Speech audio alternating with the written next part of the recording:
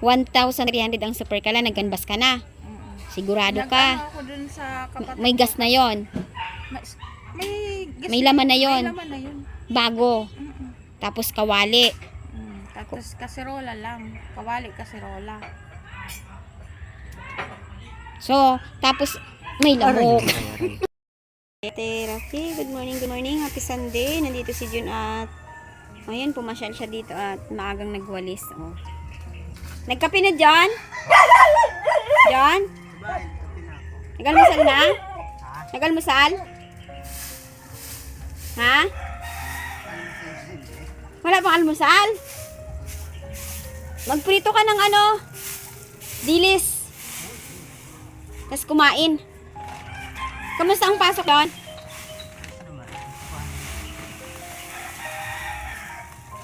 Kamusta ang trabaho? Mahod? Mahod? Sa akin naman, dahil pinadala ko sa kanya yung Merkules. Tapos, binayad niya sa utang, tapos binili ng kapitan ng mga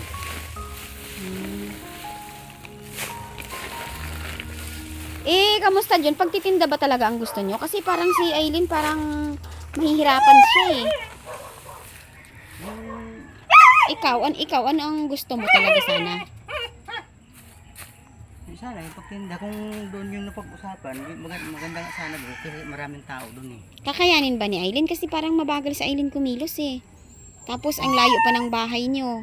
Kasi ang iniisip ko doon, yung hindi kayo mahirapan, tapos kikita kayo. Kasi ikaw, magtatrabaho ka na lang din para kahit pa paano, may pera ka. Magkuhan sila ni Matet, patulong-tulong siya. Ni Matet? Oo, diba, pag mamalingki lang, o pag ibabayaran niya pa rin yun. Oh, paano siya kikita? Basta kung ano yung napag-usapan ninyo na i-try mo muna. Pagka hindi kaya, di-stop ko yung trabaho ko. Tapos? Mag-focus na ako. Hiray! Saglit lang, mamaya na yung inyong pagkain. Ha? Mamaya na yung pagkain mo, ha? Ha? Sa kanya, maganda yung offer niya, yung mag-sindan siya ng quick yata yun, ba yun? Nang, quick? Oo, okay yung sinabi sa akin kagabi. Yung sa akin naman, ang ano ko doon, yung magtinda ng balot. Diba sa hapon nagtitinda yan, alauna hanggang alas 8 ng gabi. Yun sana yun ang plano ko ngayon. Sa hapon magtinda ng balot. Halika nga, usap mo na tayo. Tapusin mo muna yan. Ba't ginakamay mo? Hindi ba pwedeng daspan? May daspan dyan ay. Ha? Kasi yung talagang gusto niya, yung madali.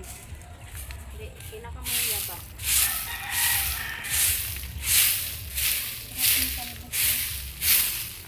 Gusto mong magulay? Kaya nga gusto mong magulay? Magpitas ka kung magagulay ka? Hindi ka lang Ha? Magugulay. Yung gulay natin medyo dry eh. Tag-araw kasi. Walang bilig.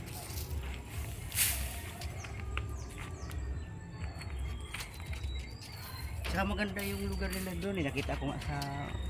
Paano yung pwesto doon kaya mong ayusin? Oo naman, kaya ko ayusin yun. May luna na po kami doon. May luna ka doon? Anong kailangan doon para maayos yon? Kahoy. Yung doktor mo. E di gawin mo na mamaya. Oo, pwede. Mamaya. Tapos ipakita na Aileen sa akin ang video.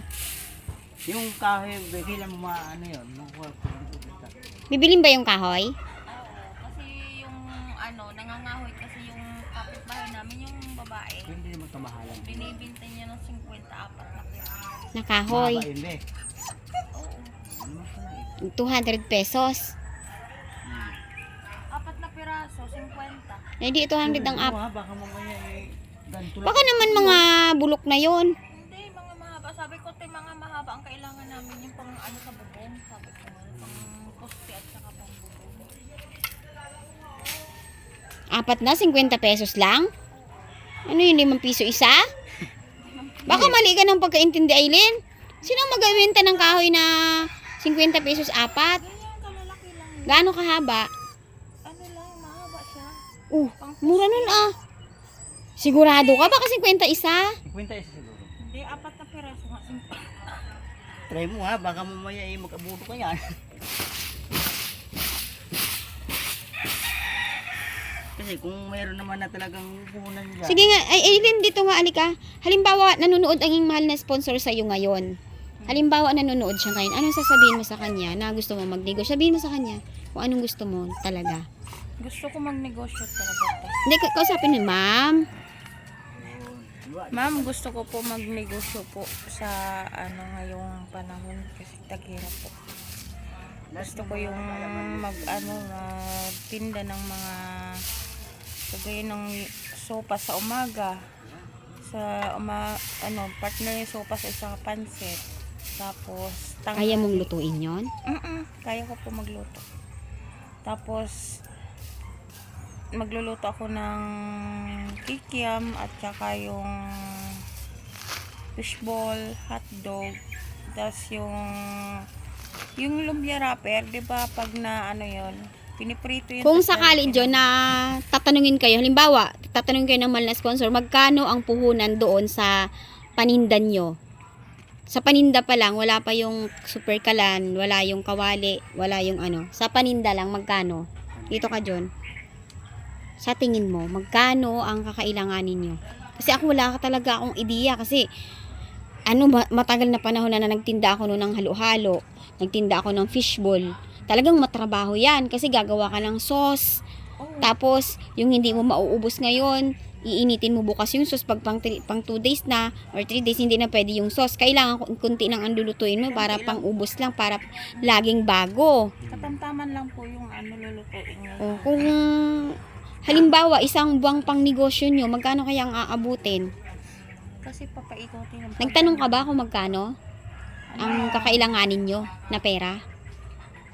sa Sa tingin mo, magkano? kasi fishball magkano na yun. Sa tansya mo nga, magkano?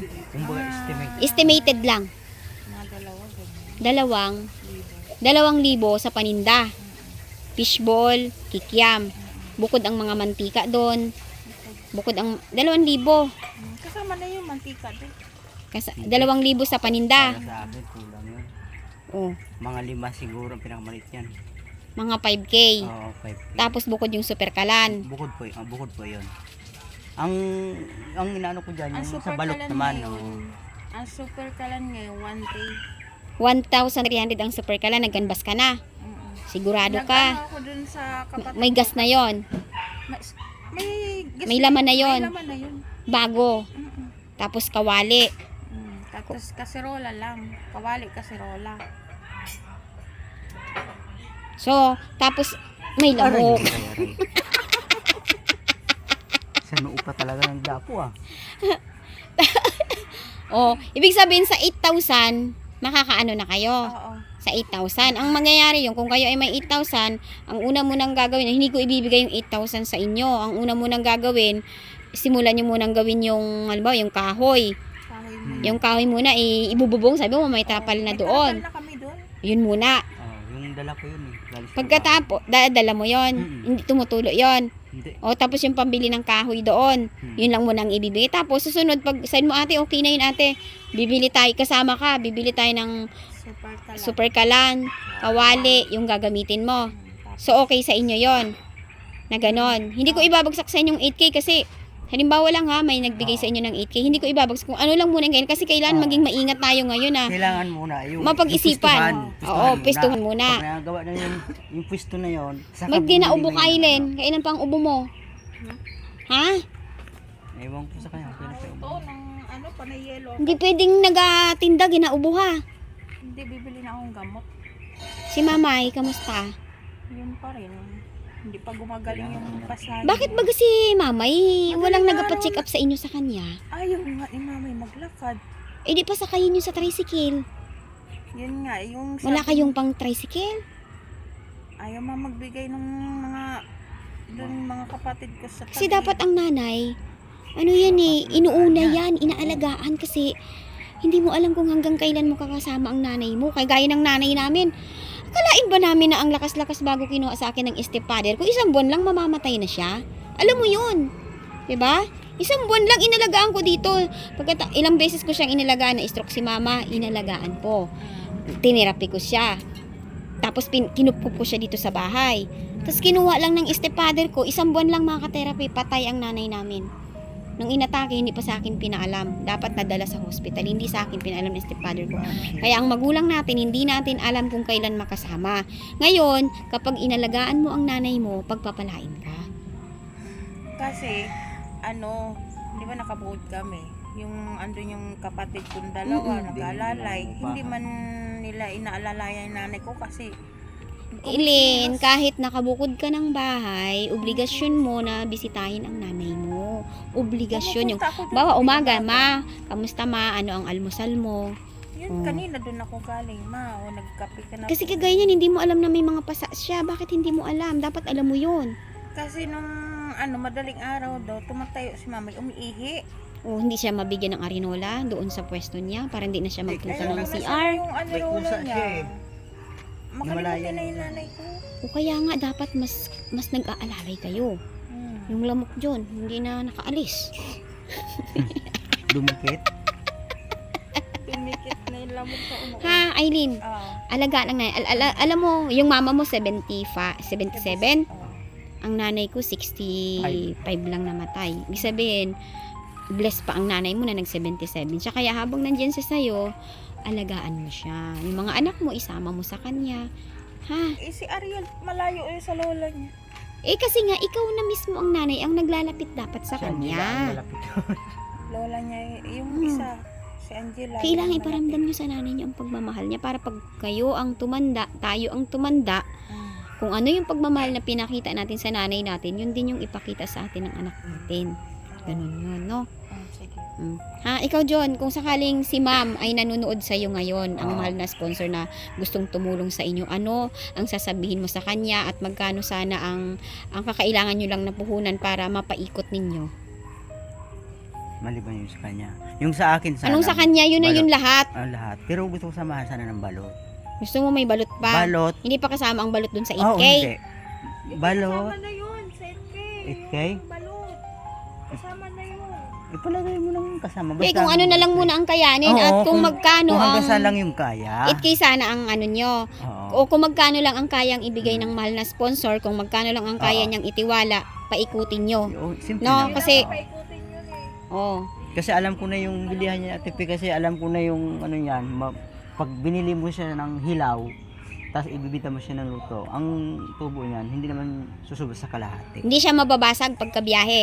Hindi tatalian mismo ng maayos yun ng ng nagtitinda rin. So ang pangako mo, kung hindi makikita mo kaagad na walang asenso kay Aileen, titigil ka ng trabaho. Oo. At ikaw ang mas okay ba yan kaysa meron kayong bisikleta na second hand na lang tapos mga lakal, mas gusto mo ba yan?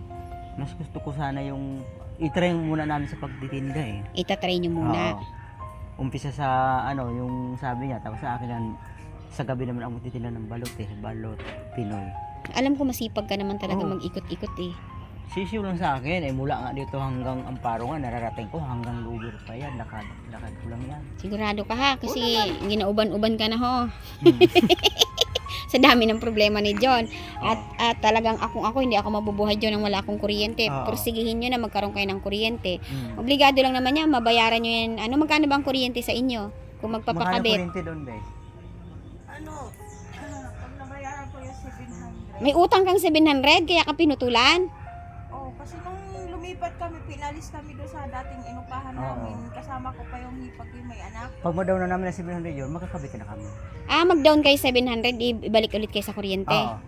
Ganun. Pero linisin mo yung plato doon, nakita ng mga viewers, madumi daw ang platuhan mo. Dapat daw pag pagkain ng tinitinda mo, malinis ka. Pati loob ng bahay, malinis talaga. Kasi nung pumunta ka, wala kami tubig nun. Nung nakakatubig, walang hose. Okay, sige, yan, ayan, ngayon pa lang po ay labis-labis na po ang aking pasasalamat sa ating mahal na sponsor na nais pong magtulong kila John para naman po ay mabago din po ang kanilang buhay mga ka-therapy. Ayan, susubukan po kung ano po yung gusto nila John, pero mas magiging maingat po tayo ngayon mga ka-therapy sa pag ano kila John na kailangan ay hindi po mawawalang saysay, no? Ang pagtulong ng ating mga mahal na sponsor. Ayan, kung sino po mga yun na pala yun. Ayan, kung mapagkalooban ng panimula nyo, no, ng pag ninegosyo, sana ay pahalagahan nyo ang bawat sentimo, no, at tawag dito, pagsumikapan, no, dahil ang mga mahal na sponsor natin ay tumutulong yan para mabago ang buhay nyo. Hindi yung tutulong sila ngayon tapos mas lalo pang nagiging mahirap. Hindi ganon. Kailangan may pagbabago. May pakita ka talagang At hindi lang yun, dapat itong anak nyo ay mapag-aral. Ha? Ngayong anong plano mo, Aileen, sa mga birth certificate ng mga anak mo? Si Angela, ha? Sayang na bata, napakagandang bata. Lalakarin ko yun, te. Lalakarin mo. Anong panimulang lakad mo, Len? Saan ka muna pupunta? Pupunta ka munisipyo. Pirma na lang ba ng yun? Abogado? Ano yun? Para makuha yung birth May pinraseso ka na ba dati? Wala. Yung kapatid ko yung pinalakad ko dati. Ano na ang lagay ng pinalakad No niya? record. Nakakuha na ng no record? Meron na kayo? Mayroon na. O, yun. Titingnan nyo yun kung ano ang mga kaakibat na requirements no. Ganun doon kay Ariel. Wala na siguro masyadong requirements yan eh. Hindi naman kayo kasal. Apelyido mo ang gagamitin ng bata. Eh, wala ka ring birth certificate. Naku, papaano yun Ako lang mga ang- ka-therapy. Si Jun may birth certificate. Kahit kami ay mahirap, Aileen, ang magulang namin ay nabigyan siya ng birth certificate. Ako nga lang ang wala. Sarap yun, be. Ano hanap ko? Wow. Ayan, pero ako ang nag-ayos. Ako mga ka-therapy ang nag-ayos ng aking masalimuot na birth certificate. Ayan po. Ayan, pasalamat kayo, John. Maraming salamat po, ma'am. Ma'am, wag Inyo na kami inyong tinulungan sa... Kami tutulungan pa lang. Ma'am, marami pong salamat at nais Maraming niyo po salamat kaming ma'am, tulungan. na Nais niyo po kaming tulungan. Nais po nyo kaming tulungan. Okay, ikaw, Aileen. Salamat po. Ganon din kay John. Maraming salamat po sa nais tulungan mo kami sa Binuhol-buhol mo eh. Ma'am, maraming salamat po at nais niyo po kaming tulungan. salamat po sa itutulong niyo po sa amin. Okay? Thank you po. 2 hours later. Galing kami mga ka-therapy sa church ng mga anak ko. Then pagbalik natin dito ay, sino yung dumating, John? Si So, ni Tatay John. asawa ni Tatay John. Si Angelica? Sino ang Oo. kasama niya? Saka yung bata na maliit. Maliit. Anong sabi niya? Sabi niya, hinahanap ka nga. Siguro gusto magpa-vlog siguro. Nangangamusta. Baka matulungan mo siguro sa pag-ano ng bata. Kasi Maghanap daw siya anak. ilang araw na? 2 araw na ba? 2 araw na natin nawawala si Kahapon na daw Casey? siya ng Casey. bagong Lakad. silang ba yun? Bagong Hindi silang? niya makita? Oo, lakad niya lang daw yun. Oo. Tapos kanina dumating yung asawa ni yung yung mataba na babae. Si Ate Bea. Asawa nun. Si Kevin. Oo, akala niya ipapasok ko siya. Sabi ko wala pa kasi wala pang permit yung trabaho namin doon. Siguro mga Gusto niya isang magpapasok buwan sa'yo ng trabaho? Oo. Ano daw ang skill niya? pa. Masun daw. Puno. Tapos sabi ko siguro mga 1 buwan pa pagka Mason siya. nag-asintada na nagpalitada, pwede ko siyang hugutin pag nangailangan ng mason at sa karpintero. Yan muna. So, alis muna kami dyan, ha. Nasira kasi yung doorknob. Kailangan namin maghanap ng doorknob. Tsaka kailangan namin bumili ng, mga pagkain ng mga alagang aso. Rocky Buddy! Ha, may pagkain ka na mamaya? Ha, nanggigigil ako dito. Nanggigil. Aroy, walang laman ng tiyan. Nagutom. Aroy, si Rocky Buddy, wala pang kain. Saan ka manggabi dyan? Doon sa pinagdamuhan ko. Salamat sa pagdadamo mo, ha. Oo. Makamasad sa kumamaya, mabigyan kita ng pamasahe bukas kahit 100. Oo. Pwede na yan, 100. Wala pang pira si ate eh. Mm. Ay, Roy! Kapayat-payat! Ako payat-payat! Maya may pagkain na kayo, ha? Aray, aray, aray, aray, aray. Ang bibi-bibi na tinusuro kay Buti. Ayun. Ay, ayos mo na kami dyan, ha? Oh, sige, dito. Mag-ano na lang kayo dyan ng makakain. Kung magsaing dyan, kung anong-ano, ha? Sige.